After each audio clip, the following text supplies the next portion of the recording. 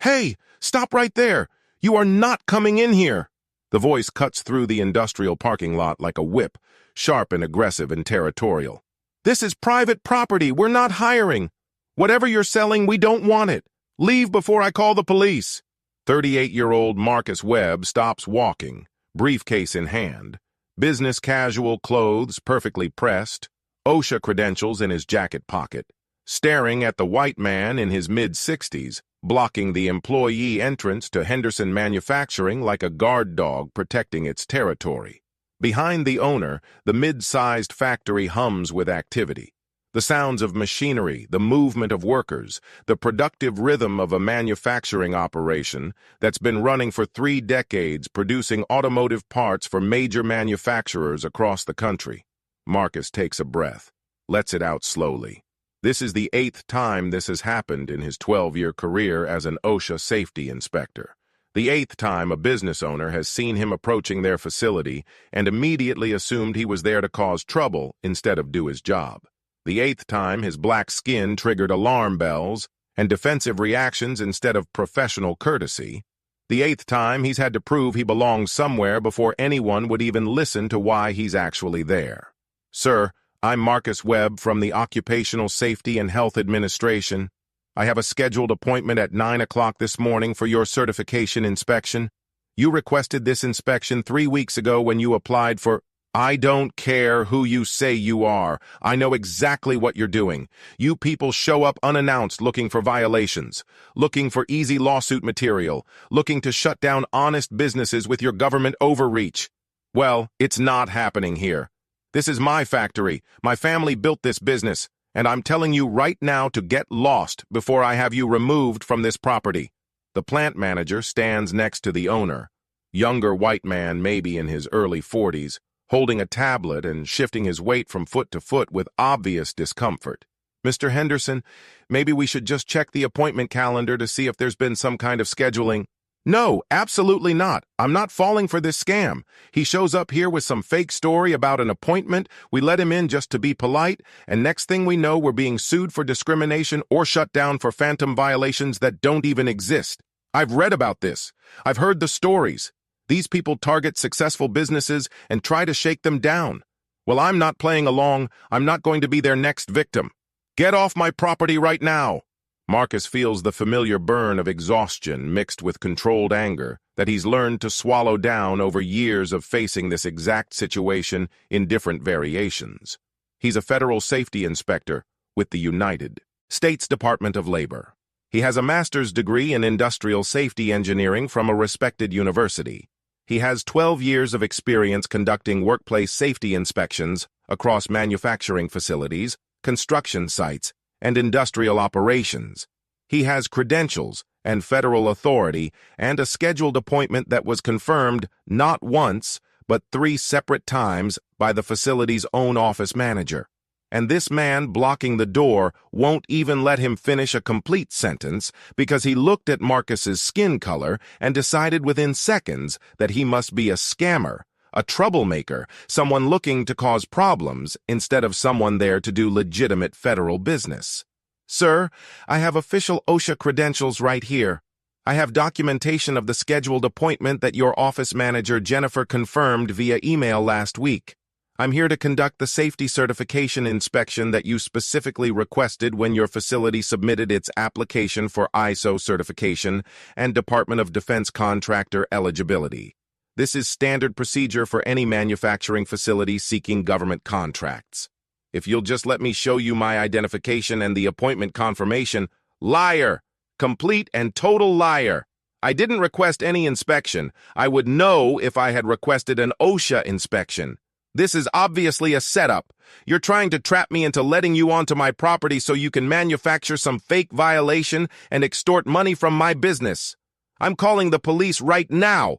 You have exactly 30 seconds to get back in whatever car you came in and leave this property before I have you arrested for criminal trespassing." The plant manager pulls out his phone with increasingly frantic movements. Starts scrolling through something, his thumb moving rapidly across the screen. His face changes as he finds what he's looking for, goes pale like someone just told him terrible news. "Mr. Henderson, wait. It's right here. September 15th, 9 a.m. OSHA certification inspection for DoD contractor application. Jennifer scheduled it 3 weeks ago on August 22nd when we submitted all the application paperwork. I forwarded you the confirmation email that same day at 4:17 p.m. It's in your inbox. It's been on the master calendar this whole time. I don't care what some email supposedly says. Look at him. Just look at him. Does he look like a federal inspector to you? This is obviously a scam. Some con artist who printed up a fake business card and is now posing as OSHA trying to get access to my facility. I'm protecting this company from fraud. I'm protecting our workers. I'm protecting everything my grandfather and father built. Call the police right now. I want this man removed from my property and I want him arrested for attempting to gain illegal access to a private industrial facility. Marcus reaches slowly and deliberately into his jacket pocket, making absolutely certain that every movement is visible and clear and non-threatening, because he knows from experience and from watching the news and from living as a black man in America exactly how these situations can escalate if someone decides to interpret reaching for identification as reaching for a weapon. He pulls out his OSHA credentials in their official leather case, federal identification badge with his photo and employee number, and the official seal of the United States Department of Labor, official documentation printed on security paper with watermarks and holograms, inspection authorization form with Henderson Manufacturing's complete address, and the scheduled appointment time of 9 a.m. on September 15th clearly printed in the purpose field. Mr. Henderson, these are my official federal credentials.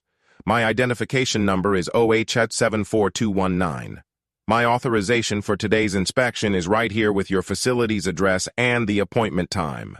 I'm a senior safety compliance officer with OSHA Region 5.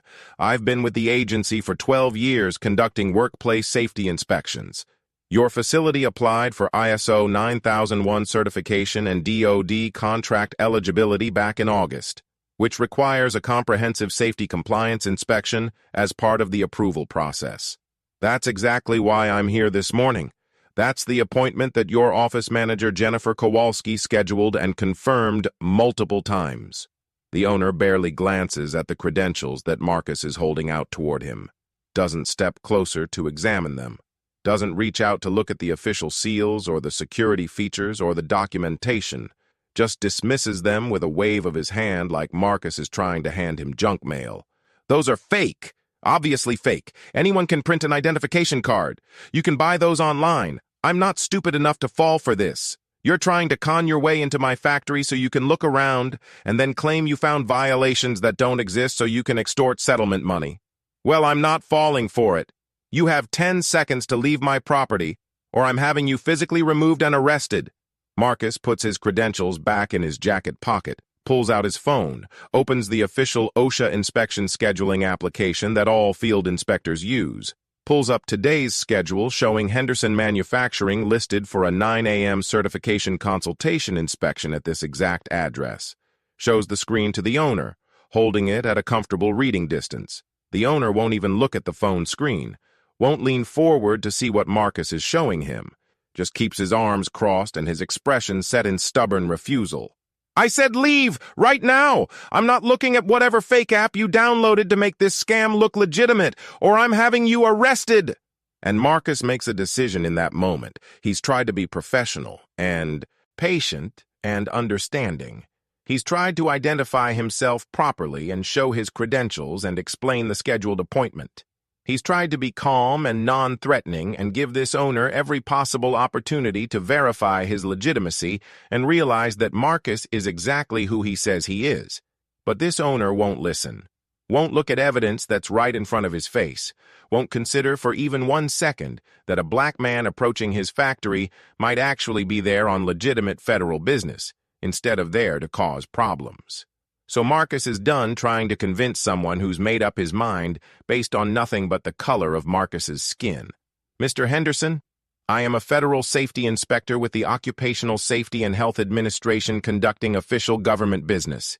You have refused to allow me entry to your facility for a scheduled safety certification inspection that your own company requested and that your office manager confirmed multiple times. Under Federal Regulations 29 CFR Section 1903.3, refusal of entry to an authorized OSHA compliance officer constitutes obstruction of federal inspection authority. I'm required by law to document this refusal and report it to my regional supervisor immediately. The refusal will be noted in your facility's permanent OSHA record and will trigger an investigation. Good! Report whatever fake nonsense you want. I'm protecting my business from scammers and con artists. Now get off my property before I have security physically remove you. Marcus nods slowly, his face carefully neutral and professional despite the anger and frustration burning in his chest. Opens his phone again. Starts typing detailed notes into the official incident documentation system. I'm documenting that at 9:03 a.m. on September 15th, I arrived at Henderson Manufacturing, located at 47 Industrial Parkway, for a scheduled 9 a.m. certification consultation inspection. I identified myself to the facility owner as OSHA Senior Compliance Officer Marcus Webb. I presented my official federal credentials including photo identification and inspection authorization. I explained the purpose of my visit and referenced the appointment that was scheduled by the facility's office manager 3 weeks ago, and I was refused entry by the facility owner who accused me of being a con artist, attempting to gain illegal access. The owner ordered me to leave the property and threatened to have me arrested if I did not comply. Is that an accurate summary of what just occurred here? Yes, exactly, because that's exactly what you are. A con artist trying to scam my business. Now leave before I call the police and have you dragged off my property in handcuffs. Documented and recorded. This refusal of a scheduled federal inspection will be reported to OSHA Regional Headquarters within the next hour. You should expect a follow-up investigation team with full enforcement authority to arrive at your facility within the next 24 to 48 hours. They will not be making an appointment. They will not be offering a courtesy consultation. They will be conducting a full enforcement inspection with authority to issue immediate citations, assess penalties, and order shutdown of operations if serious violations are discovered. Have a good day, Mr. Henderson. Marcus turns and walks back toward his car with measured, professional steps. Not rushing, not showing anger, not giving this owner anything that could be misinterpreted or weaponized. Just calmly documenting everything with his phone camera as he walks. The factory entrance, the owner still blocking the doorway with his arms crossed, looking satisfied with himself, like he just won some kind of victory. The timestamp showing 9:06 a.m., all of it preserved as evidence. He gets into his car, a modest sedan with government plates, sits for a moment behind the wheel, lets himself feel the full weight of exhaustion and frustration and bitter satisfaction all mixing together. Exhaustion from facing this same racist assumption for the 8th time in his career. Frustration that his credentials and professionalism and federal authority mean nothing to someone who's already decided he's a criminal based on skin color. And bitter satisfaction from knowing exactly what's about to happen to Henderson Manufacturing in the next few days. Because what Mr. Richard Henderson III doesn't know, what he refused to listen long enough to learn, what his racism prevented him from understanding, is that this wasn't just a routine inspection that Marcus was scheduled to conduct this morning. This was something much more valuable. This was a courtesy visit, a pre-certification consultation that OSHA offers to facilities that are applying for government contracts. A chance to walk through the facility with a friendly inspector who will quietly point out potential safety violations and give the facility 60 to 90 days to fix those issues before the formal certification inspection happens. And Henderson Manufacturing definitely has violations. Marcus already knows this because there was an anonymous employee complaint filed through the OSHA hotline 2 weeks ago. Detailed complaint from someone who works in the facility describing improper storage of hazardous chemicals in containers that aren't properly labeled. Outdated safety equipment that hasn't been inspected or maintained according to regulations, missing machine guards on older equipment, inadequate ventilation in the welding area, blocked emergency exits where the facility is using the exit corridors for storage. The complaint was specific enough and detailed enough that Marcus knows the violations are real and not just someone with a grudge making things up. The courtesy consultation visit that was scheduled for this morning, was Marcus's way of helping Henderson Manufacturing fix these problems quietly, before they became official violations. He would have walked through the facility, pointed out the issues, explained what needed to be corrected, and given them plenty of time to bring everything into compliance.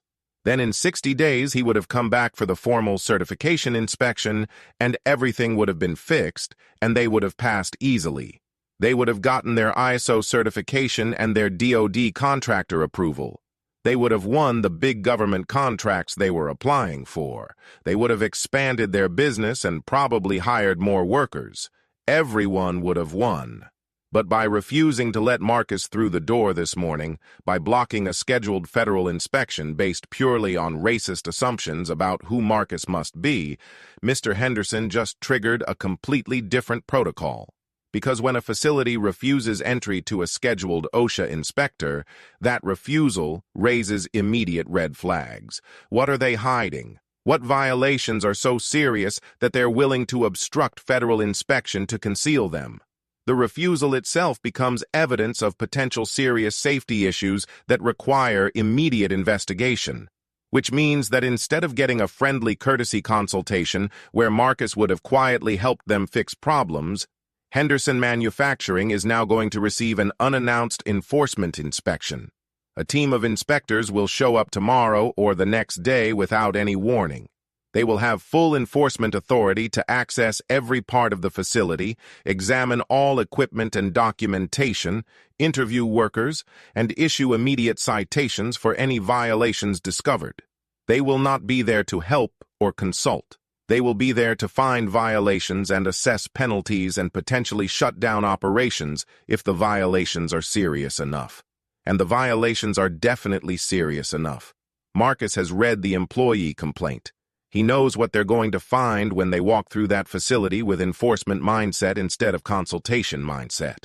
Marcus starts his car and drives away from Henderson Manufacturing, uses the 40-minute drive back to the regional OSHA office to organize his thoughts and prepare the documentation and try to process the familiar cocktail of emotions that comes from facing workplace racism. This part of the job never gets any easier no matter how many times it happens. He became a safety inspector because he genuinely believes in the mission. He believes that workplace safety regulations save lives. He's seen the statistics on workplace injuries and fatalities. He's investigated accidents that killed or permanently disabled workers. He knows that proper safety compliance prevents those tragedies. He wants to make workplaces safer. He wants to protect workers. That's why he does this job.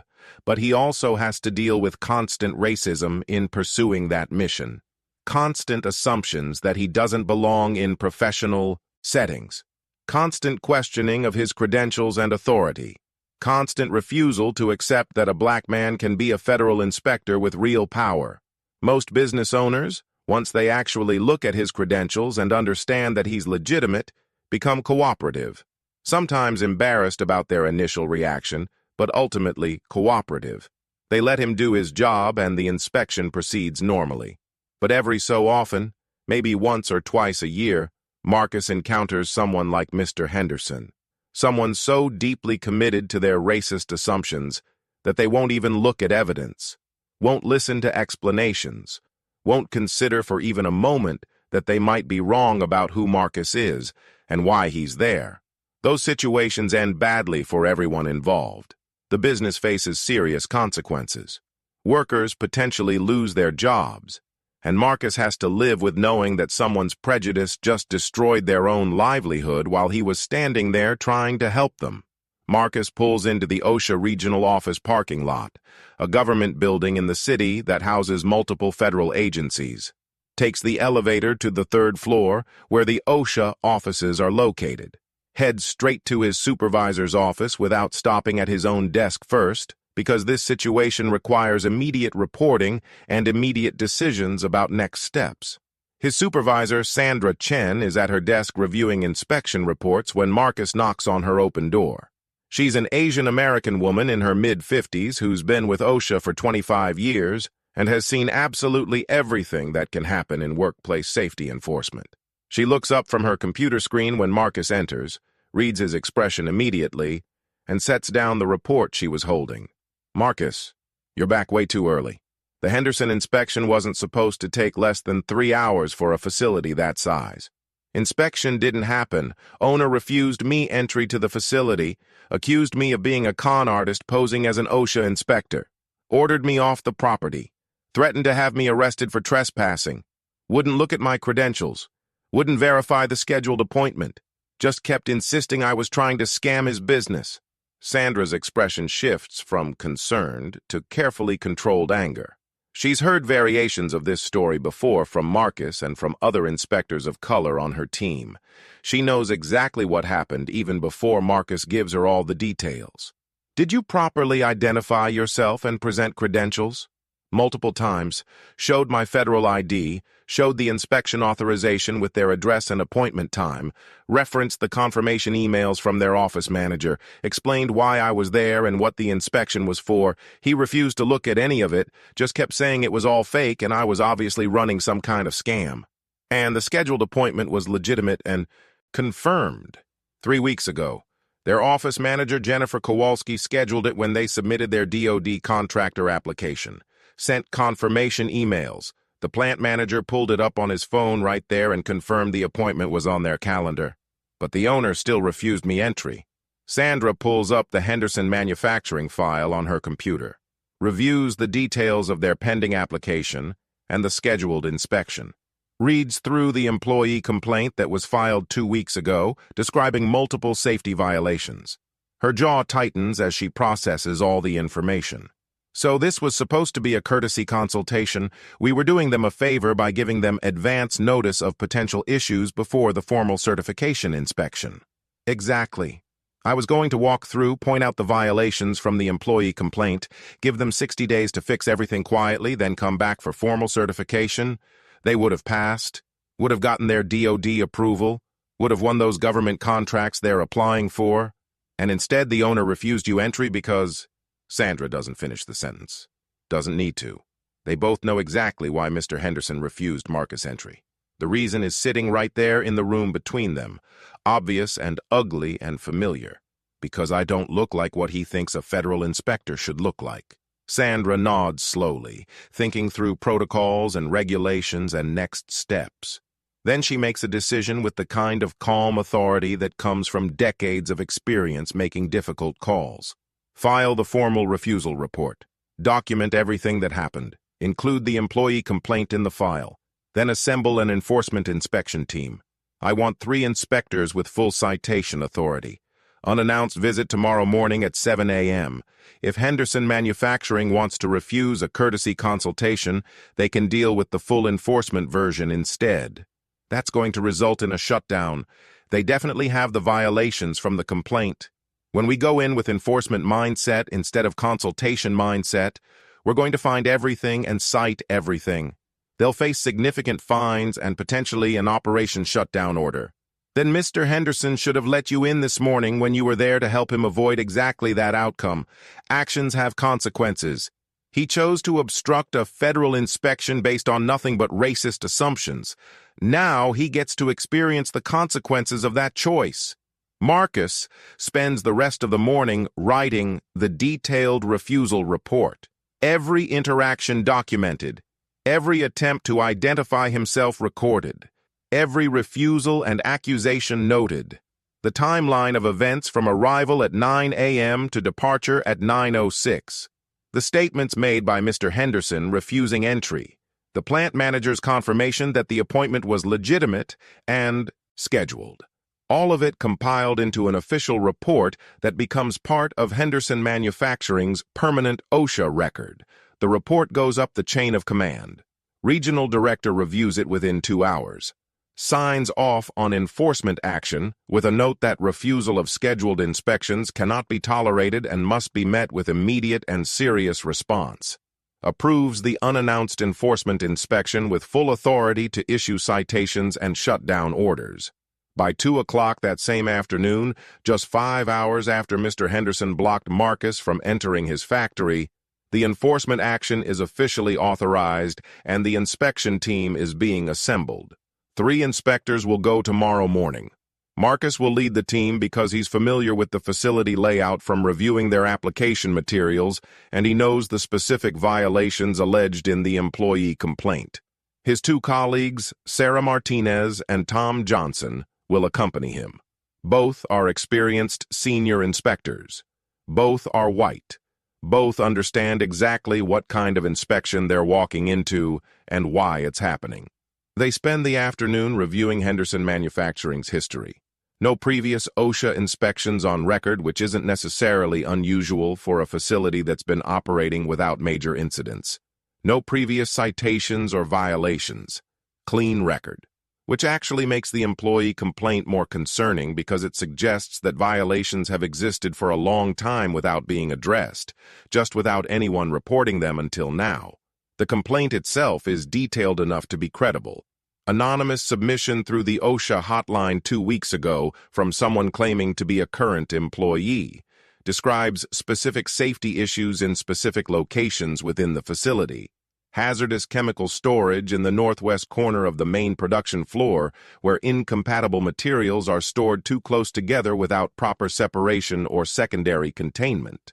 Welding area in the southeast section where the ventilation system is inadequate and workers are complaining about fume exposure.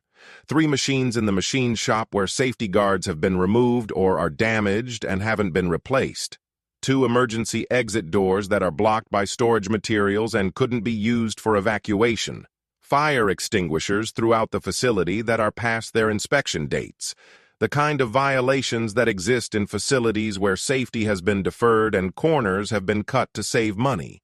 Not catastrophically dangerous necessarily, but serious enough to put workers at risk and serious enough to fail any kind of certification inspection. If Marcus had been allowed to conduct the courtesy consultation this morning, he would have walked through the facility, verified which of these complaints were accurate, and given Henderson Manufacturing a detailed list of corrections needed with a reasonable timeline to fix everything, probably 60 to 90 days depending on the scope of work required. Then they would have scheduled the formal certification inspection and Henderson would have passed and received their approvals. Instead, Marcus and his team are going to show up tomorrow morning unannounced with enforcement authority. They're going to find these violations. They're going to document every single one with photographs and measurements and citations. They're going to calculate penalties based on severity. And if the violations are serious enough to constitute imminent danger to workers, they're going to issue an immediate shutdown order that closes the facility until everything is corrected. Marcus goes home that evening knowing that tomorrow is going to be a difficult day. Knowing that he's about to shut down a factory and put 200 people temporarily out of work. Knowing that this didn't have to happen. Knowing that if Mr. Henderson had just looked at Marcus's credentials this morning, had just listened for 30 seconds, had just considered the possibility that a black federal inspector might be legitimate, none of this would be necessary. But Mr. Henderson made his choice. Based on racism, based on assumptions, based on prejudice that was stronger than common sense or business judgment or basic human decency. And now 200 workers are going to pay the price for their boss's bigotry. The next morning, 7 a.m., 3 OSHA inspectors arrive at Henderson Manufacturing in an official government vehicle. Marcus and Sarah and Tom, all wearing business casual clothes with OSHA identification badges visible on lanyards around their necks. All carrying inspection equipment and documentation, all authorized under federal law to access the facility and conduct a comprehensive safety inspection. The security guard at the entrance gate stops them. Young guy, probably early 20s, looks uncertain about what to do. Can I help you folks? Marcus shows his credentials through the car window, federal identification clearly visible. OSHA Enforcement Inspection Team. We have federal authority to access this facility immediately for a safety compliance investigation. Please open the gate. The security guard looks nervous, glances at a phone number list posted in his guard shack like he's thinking about calling someone for instructions. I think I need to call Mr. Henderson and let him know you're... No, you don't. Under 29 CFR Section 1903.3, OSHA compliance officers have authority to enter without advance notice any workplace covered under the Occupational Safety and Health Act. Refusing us entry or delaying our access is a federal violation that carries additional penalties. Open the gate now or you'll be cited for obstruction.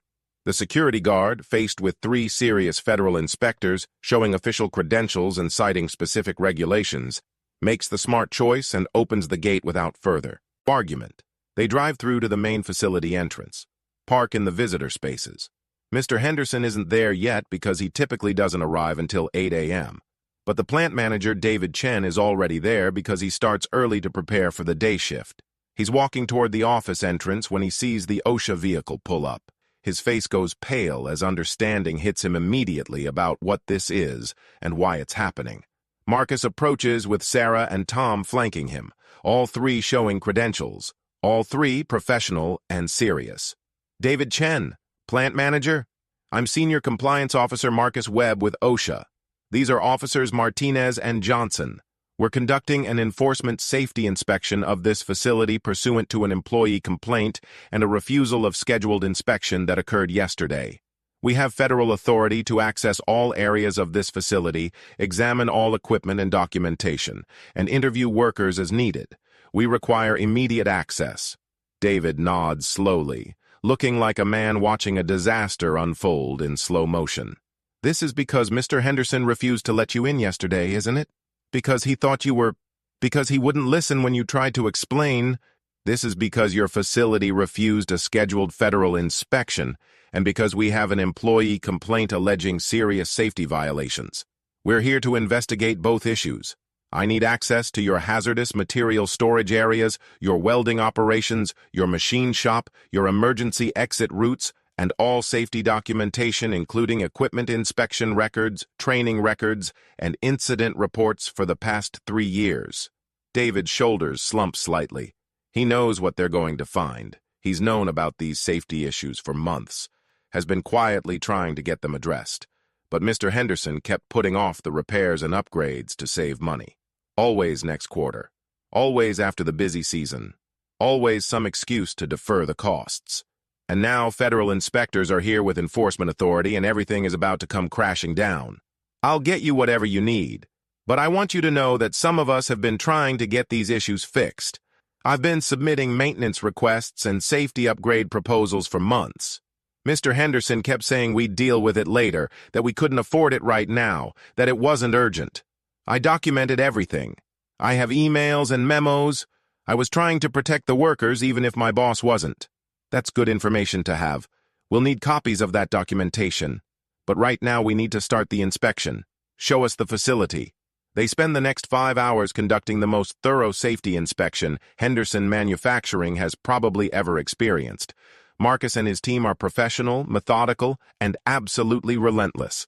They examine every piece of equipment. They review every safety document. They photograph every violation. They measure everything. They interview workers about safety training and procedures. They document absolutely everything they find. And they find violations everywhere. Not small technical violations that could be easily corrected. Serious violations that put workers at genuine risk of injury or death. The hazardous material storage area in the northwest corner of the production floor is a disaster. Different classes of chemicals stored in close proximity without proper separation barriers. Some containers aren't properly labeled with contents and hazard warnings. There's no secondary containment system to catch spills if containers leak or break. The ventilation in the storage area is inadequate. The safety data sheets that are supposed to be readily available for every chemical aren't complete or updated. Workers haven't received proper training on chemical hazards and emergency response. It's the kind of storage setup that could result in a serious chemical release or even a fire if incompatible materials mixed. The machine shop has 3 pieces of equipment with missing or damaged safety guards. One is a large metal lathe where the protective guard over the spinning chuck was removed months ago because it was interfering with certain operations and never replaced. Another is a drill press where the guard is cracked and doesn't fully cover the drilling area anymore. The third is a milling machine, where the safety interlock that's supposed to prevent operation when guards are open has been deliberately bypassed. Workers are operating these machines every day without proper protection. One slip, One moment of inattention, and someone loses fingers or worse. The welding area has serious ventilation problems. The fume extraction system is old and underpowered for the amount of welding that happens in the space. Workers are exposed to welding fumes at levels that exceed OSHA permissible exposure limits. Some workers aren't wearing proper respiratory protection because the facility never provided it or trained them on when it's required. Long-term exposure to welding fumes causes serious lung damage. The workers doing this every day are literally being poisoned slowly. 2 emergency exit doors are blocked by storage materials and equipment that's been piled in the exit corridors. One exit has metal shelving units stacked with parts blocking the door so completely that it couldn't be opened in an emergency. The other has pallets of finished products stored in the corridor leading to the exit. In a fire or other emergency requiring rapid evacuation, workers trying to use these exits would be trapped. People could die. The fire protection equipment throughout the facility is inadequate and poorly maintained. Multiple fire extinguishers are past their annual inspection dates, some by more than 2 years. The facility's emergency action plan, which is supposed to detail evacuation procedures and be communicated to all workers, doesn't exist in any documented form. The facility has never conducted emergency evacuation drills. Workers don't know what to do or where to go if there's a fire. The emergency lighting system has multiple non-functional fixtures that were never replaced. The electrical systems have multiple violations. Some electrical panels are blocked by equipment or materials and couldn't be accessed quickly in an emergency. Extension cords are being used as permanent wiring in multiple locations, which is strictly prohibited. Some electrical equipment doesn't have proper grounding. The facility's safety program documentation is essentially non-existent. There's no comprehensive written safety program.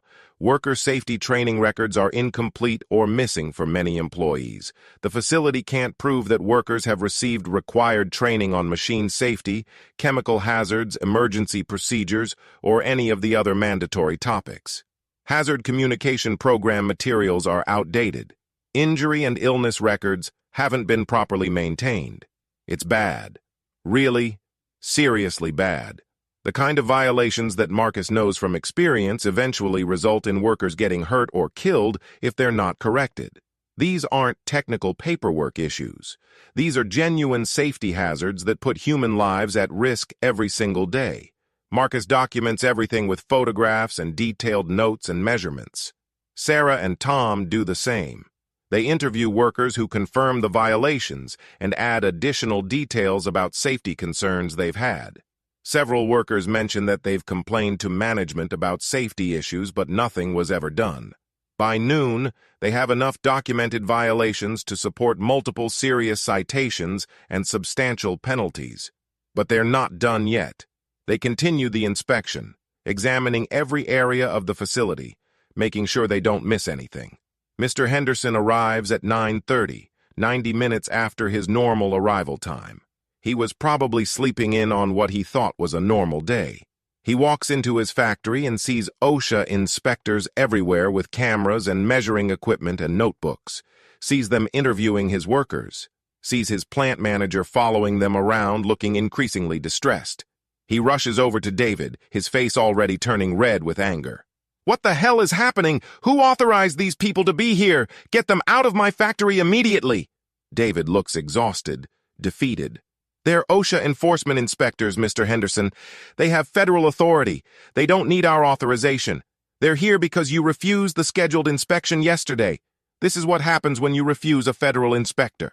This is that scammer from yesterday, the one pretending to be OSHA. He came back with accomplices to make his con look more legitimate. Call the police. Get them out of here now." Marcus walks over, professional and calm, despite Mr. Henderson's escalating volume. Sarah and Tom flank him as backup. "Mr. Henderson, I'm Senior Safety Compliance Officer Marcus Webb with OSHA. We met yesterday when you refused me entry for a scheduled consultation. These are Senior Compliance Officers, Sarah Martinez and Tom Johnson.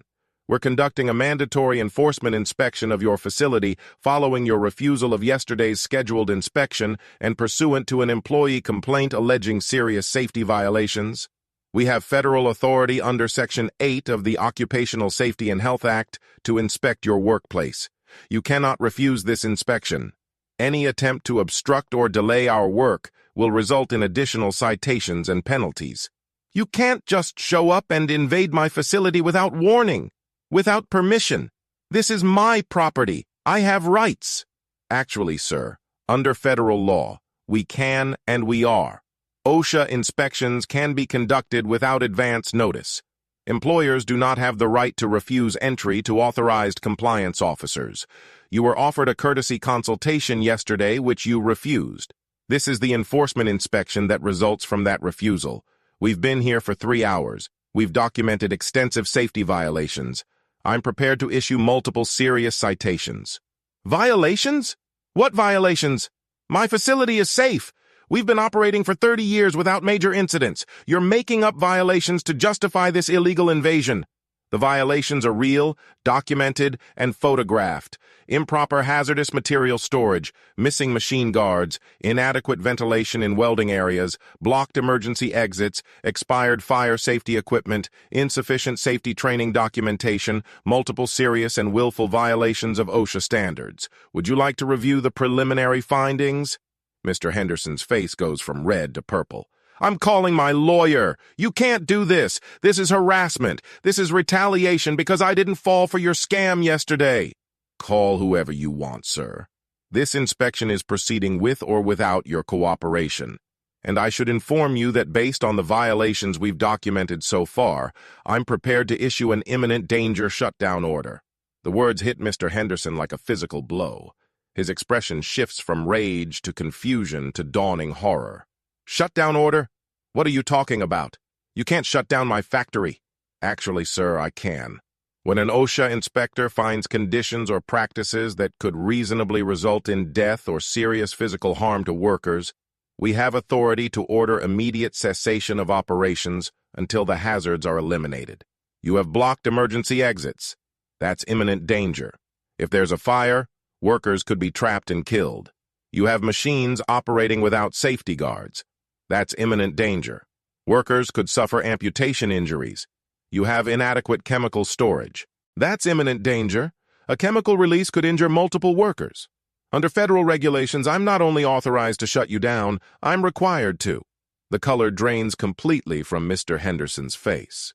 He looks around at his factory, at the workers still doing their jobs, at the production lines still running, at the business his grandfather started and his father built and he inherited. Understanding is starting to penetrate through his anger and denial. How much in fines are we talking about? Marcus pulls out his tablet computer where he's been calculating citations as they document violations. Pulls up the preliminary penalty assessment. Based on what we've found so far, and we're not finished with the inspection yet, we're looking at approximately $475,000 in OSHA penalties.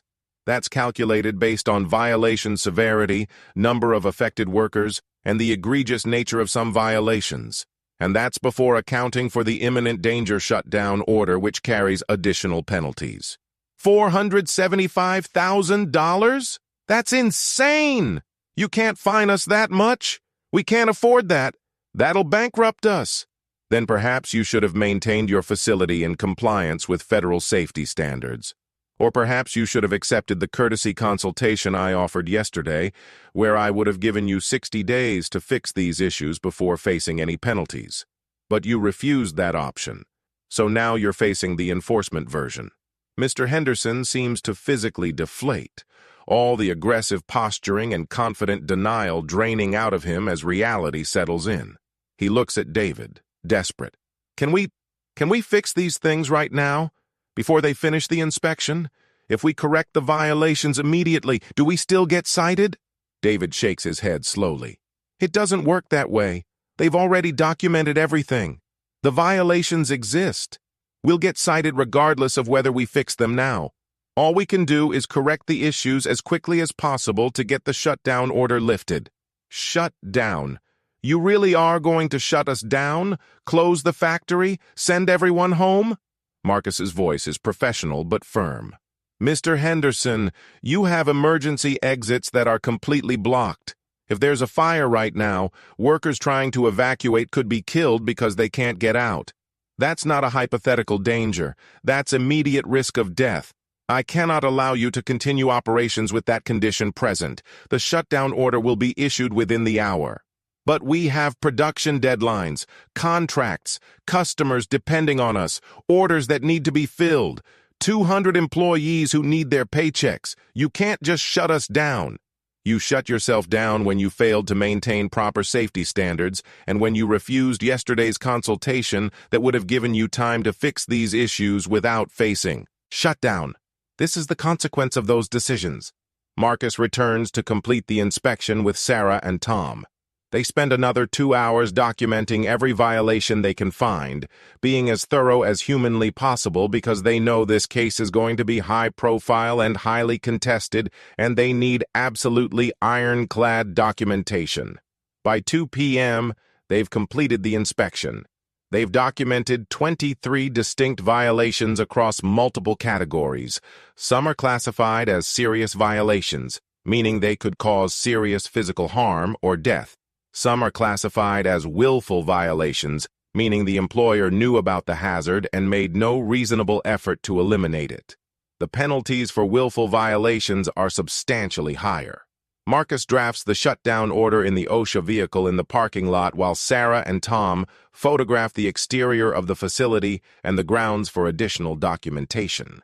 The shutdown order is official and formal and leaves no room for interpretation. Based on inspection conducted on September 16th by OSHA Senior Compliance Officer Marcus Webb and team, Henderson Manufacturing is found to have multiple serious violations constituting imminent danger to employees. Specifically, blocked emergency egress routes present immediate risk of death in the event of fire or other emergency requiring evacuation. Operations are ordered to cease immediately effective 2:30 p.m. September 16th. Facility will remain closed until all imminent danger violations are corrected and confirmed by follow-up OSHA inspection. Violations must be corrected within 30 days or face additional penalties and potential permanent closure. Marcus presents the shutdown order to Mr. Henderson in the facility's main office with David and several other managers present. The official document on OSHA letterhead with federal seals and Marcus's signature and the immediate effective time clearly stated. Mr. Henderson reads it again, looks up with something that might be tears forming in his eyes. This will destroy us. 30 days closed? We'll lose major contracts. Customers will switch to other suppliers. We might not survive this financially. Then you should have let me in yesterday when I was here to help you avoid exactly this outcome. I was offering a courtesy consultation, a chance to fix these issues quietly over 60 days. You refused because you assumed I was a criminal based on nothing but my appearance. That assumption just destroyed your business. I didn't know. I thought you were trying to scam us. How was I supposed to know you were really from OSHA? By looking at my federal credentials that I tried to show you multiple times. By verifying the appointment that your own office manager scheduled. By listening for 30 seconds instead of making assumptions. By treating me like a professional instead of a threat. Marcus and his team leave Henderson Manufacturing at 2:45 p.m. As they drive away, they can see workers coming out of the facility, confusion and concern on their faces. Production has stopped. Machines are shutting down. Shift supervisors are telling people to collect their things and go home. The factory that's been running continuously for 30 years is going silent. 200 workers are being sent home. 200 families just lost their income source. Some temporarily, some potentially permanently, if Henderson Manufacturing can't recover from this. All because the owner refused to let a black federal inspector through the door. The shutdown of Henderson Manufacturing hits Millbrook like an economic earthquake. The factory employs 200 people in a town of 15,000. That's more than 1% of the total population working at a single facility. Those workers support families. They spend money at local businesses. They pay mortgages and car loans. When that paycheck disappears, the whole town feels it. The news spreads through Millbrook in hours. Henderson Manufacturing shut down by OSHA. Federal safety violations, massive fines, indefinite closure. People are shocked. The factory has been a stable employer for 3 decades. Families have multiple generations who worked there. It's part of the town's identity. The local newspaper runs the story the next day, interviews workers who are confused and scared about how they'll pay bills, interviews town officials worried about the economic impact, gets a statement from OSHA confirming the shutdown and citing serious safety violations, gets a statement from Mr. Henderson's lawyer claiming the shutdown is excessive and unjustified. But then more details emerge. The employee complaint that triggered the investigation, the scheduled consultation that Mr. Henderson refused, the reason he refused. Workers start talking. The security guard who was there when Mr. Henderson blocked Marcus from entering tells people what he saw. The plant manager, David, quietly lets it be known that Mr. Henderson refused a federal inspector because the inspector was black. The narrative shifts. This isn't about OSHA overreach or government harassment. This is about a business owner who let his racism destroy his own company, who refused help that could have saved him because he couldn't accept that a black man might have federal authority. Public opinion in Millbrook splits. Some people defend Mr. Henderson, claiming he was just being cautious and protecting his business. Others are furious that his prejudice cost 200 people their jobs. The local Facebook groups erupt in arguments about racism and government authority and economic responsibility. Then the video surfaces. Someone recorded Mr. Henderson blocking Marcus from the factory entrance, recorded him shouting about scammers and refusing to look at credentials, recorded him threatening to have Marcus arrested, posted it online with the caption, "Factory owner refuses OSHA inspector. Because he's black. Factory shut down next day." The video goes viral. Local story becomes regional news, then national. Major news outlets pick it up. Factory owner's racism leads to shutdown. 200 jobs lost becomes a headline across the country. The video shows everything. Mr. Henderson's aggressive stance blocking the doorway, his raised voice and pointing finger, Marcus's calm professional demeanor trying to show credentials. The plant manager confirming the appointment was legitimate. Mr. Henderson refusing to look at evidence. The whole ugly interaction preserved forever on video. Social media reactions are swift and brutal. Someone tweets, "He literally refused the inspector who was there to help him. Would have gotten a courtesy consultation with time to fix issues. Instead got enforcement shut down. That's what racism costs." Another comment. 200 families lost their income because this owner couldn't imagine a black man might be a federal inspector. That's how deep prejudice goes. A longer post analyzes. The inspector tried multiple times to identify himself, showed federal credentials, referenced the scheduled appointment, explained why he was there. The owner refused to look or listen. That's not being cautious. That's racism. And now his business is destroyed and his workers are suffering. The backlash against Mr. Henderson intensifies. His name and face from the video are everywhere. He becomes nationally known as the racist factory owner who destroyed his own business. Local businesses start distancing themselves. The Chamber of Commerce quietly asks him to resign from committees. His church congregation treats him differently. His neighbors stop making eye contact. The workers from Henderson Manufacturing are angry. They start speaking out publicly. One worker gives an interview saying, "We knew the facility had safety issues. We'd been complaining for years. Management kept putting off repairs to save money. Then when OSHA tried to help us fix things quietly, the owner blocked them because of racism. Now we're all paying the price for his prejudice."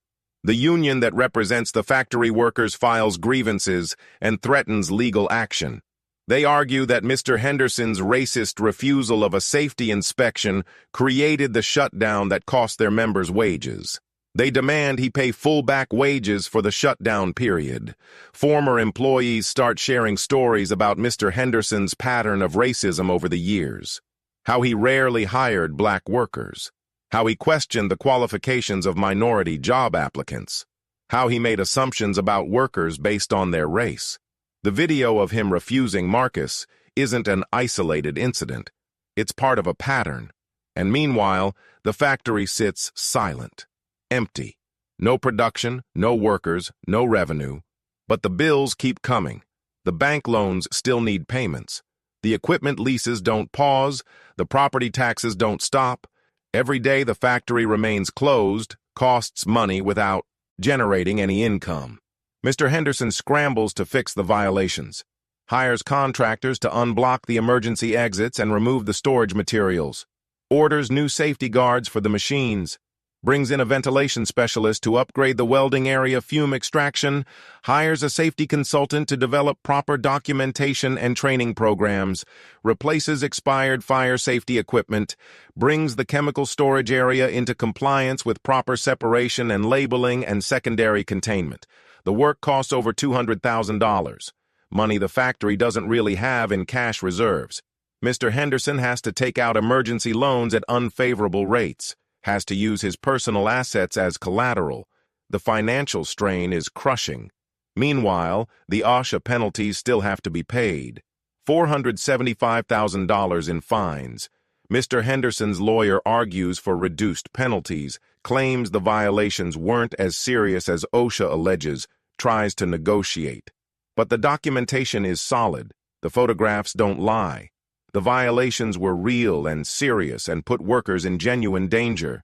The penalties are upheld. $475,000 due within 90 days. Mr. Henderson can't pay, doesn't have that kind of cash. The factory's finances are already strained from the shutdown and the emergency repairs. He negotiates a payment plan, agrees to pay the fines over 3 years with interest. It's going to cost the factory over $500,000 total by the time it's fully paid. 3 weeks after the shutdown, Mr. Henderson requests a follow-up inspection to verify that violations have been corrected. He's desperate to reopen. Every day closed is more lost revenue and more angry customers switching to competitors. Marcus conducts the follow-up inspection with Sarah. They're thorough, checking every item that was cited. The emergency exits are now clear. The machine guards are installed. The chemical storage is compliant. The welding ventilation has been upgraded. The fire safety equipment is current. The documentation exists. Most of the physical violations have been corrected, but the systematic safety program issues will take longer. Training all workers properly, developing comprehensive procedures, creating sustainable safety culture. Marcus lifts the imminent danger shutdown order after verifying the most critical violations are fixed. The factory can reopen, but the other citations remain active. The penalties still apply, and Henderson Manufacturing will be subject to enhanced inspection frequency for the next several years. The factory reopens after 23 days of closure. Mr. Henderson calls back workers, tries to restart production. But things have changed. 40 workers found other jobs during the shutdown and don't come back. Some couldn't afford to wait for the factory to reopen. Some don't want to work for an employer whose racism cost them weeks of wages. The factory that employed 200 now has a workforce of 160. Major customers have switched to other suppliers. The automotive manufacturers that relied on Henderson Manufacturing for parts couldn't wait 3 weeks for production to resume. They moved their orders to competitors. Orders that took years to build are gone in weeks. The Department of Defense contract that Henderson was trying to get certified for, awarded to another company months ago. That $15 million annual contract that would have expanded the business and secured its future is permanently lost. The factory's revenue in the first quarter after reopening is down 60% from the previous year. They're operating at a loss, using borrowed money to make payroll, burning through what little cash reserves remain. David, the plant manager, quits 6 months after the shutdown, takes several skilled workers with him to a competitor that treats safety seriously and doesn't have a racist owner. His departure statement to the local paper is blunt. I can't work for someone whose prejudice destroyed our business and cost good people their livelihoods. The factory's reputation in the industry is permanently damaged. Other manufacturers are cautious about doing business with Henderson. Safety-conscious companies don't want to be associated with a facility that had such serious violations. The viral video means everyone knows the story. 1 year after the shutdown, Henderson Manufacturing is operating at 40% of its pre-shutdown capacity. employing 90 workers instead of 200. Revenue down 70%. Deeply in debt from the fines and emergency repairs and lost business. Barely surviving. Mr. Henderson tries to sell the business. Find someone to buy the facility and take over operations. But nobody wants it. The reputation is too damaged. The finances are too weak. The asking price keeps dropping as desperation sets in. 18 months after the shutdown, Henderson Manufacturing files for Chapter 11 bankruptcy protection. Can't pay its debts, can't make payroll, can't afford to continue operations. The factory that operated successfully for 30 years, that employed generations of workers, that was a pillar of Millbrook's economy, is destroyed. Not by market forces or foreign competition or technological change. By one man's racism. By his refusal to let a black federal inspector through the door. The building eventually gets sold in bankruptcy proceedings. Bought by a real estate developer for a fraction of its value. The new owner tears down the factory and builds a logistics warehouse. The warehouse employs 30 people instead of 200. Lower wages. No union. Different kind of work entirely. Millbrook's economy takes years to recover. Some families never recover. Workers who lost their jobs struggle to find comparable employment. Some have to move away entirely to find work. The town that depended on Henderson Manufacturing learns a harsh lesson about putting economic eggs in one basket. And Mr. Henderson? He loses everything. The business that was his family's legacy for 3 generations ends with him. The wealth his grandfather built and his father preserved evaporates in bankruptcy. His reputation is destroyed beyond repair. His marriage doesn't survive the financial and emotional stress. His adult children won't speak to him, ashamed of what he did and how he's become nationally known for racism. He ends up working as a shift supervisor at a small manufacturing plant in another state, making $55,000 a year instead of running a multi-million-dollar operation, living in a rented apartment instead of the house he lost in bankruptcy, starting over at 65 years old with nothing, all because he saw a black man walking toward his factory and couldn't imagine that person might be there to help him instead of hurt him. Marcus continues his career with OSHA. Gets promoted to regional supervisor 3 years after the Henderson incident. Oversees a team of 20 inspectors across 3 states. Continues making workplaces safer despite facing racism regularly. The Henderson Manufacturing case becomes his signature example when he trains new inspectors, when he speaks at safety conferences, when he discusses the challenges of being a black federal inspector in predominantly white industrial communities. I showed up that morning to help, Marcus tells audiences of safety professionals and business owners. I had a scheduled appointment. I was there to give them advance notice of violations so they could fix issues before facing penalties. I would have saved them hundreds of thousands of dollars and kept 200 people employed. And the owner refused to let me through the door because he looked at my skin and decided I must be a criminal. That assumption cost him his business.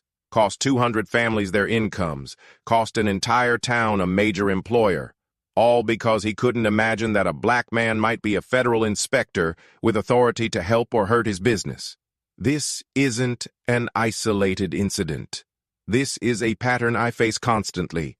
Other inspectors of color face constantly. We have the credentials, we have the authority, we have the expertise. And we still get blocked and questioned and refused based on nothing but appearance.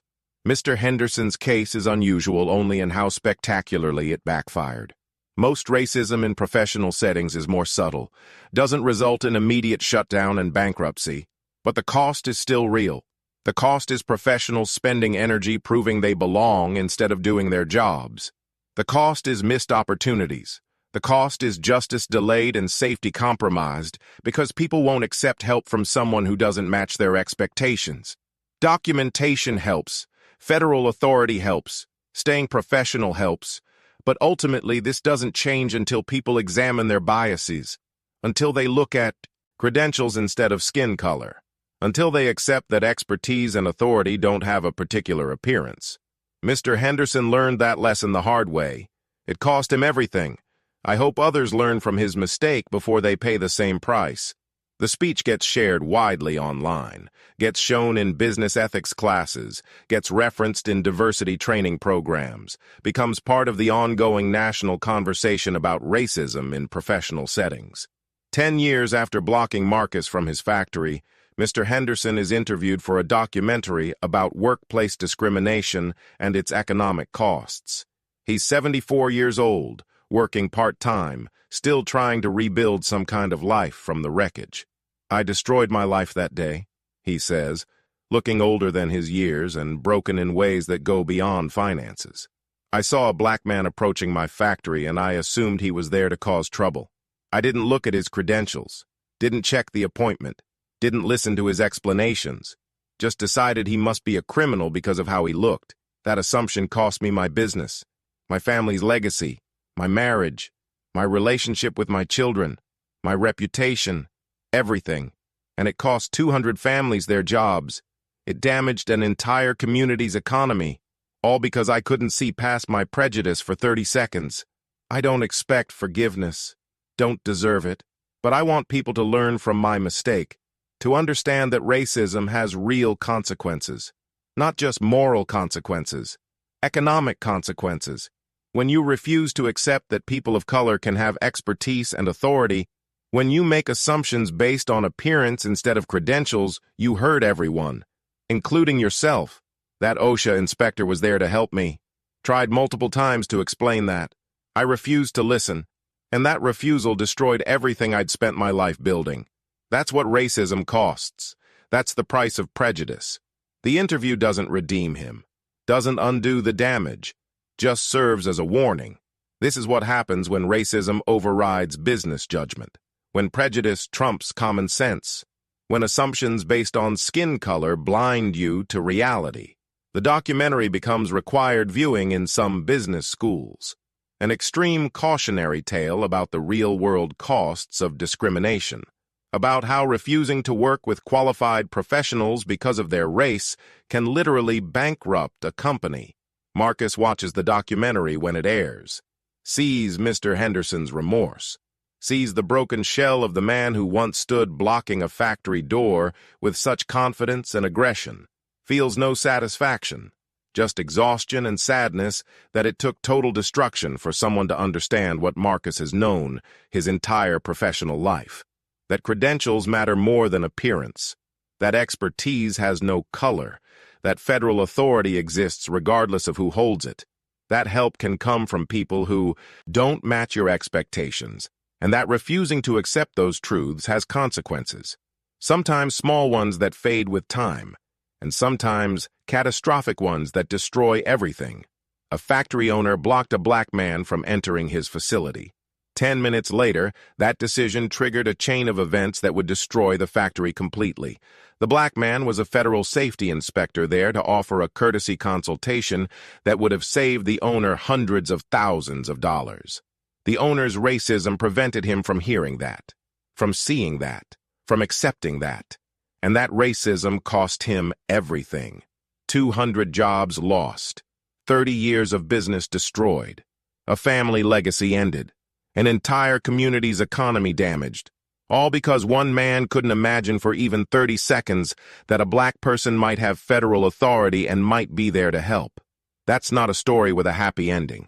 Just survivors, just people living with consequences that should never have existed in the first place. Marcus continues saving lives through his work. Mr. Henderson continues living with what he destroyed. The 200 workers continue rebuilding their lives after their employer's prejudice cost them their incomes.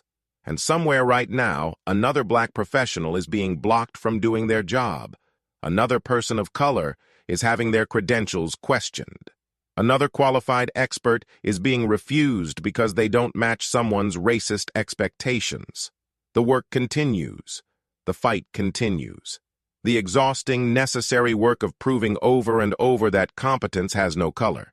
That authority doesn't require a particular appearance. That help can come from anyone, regardless of race.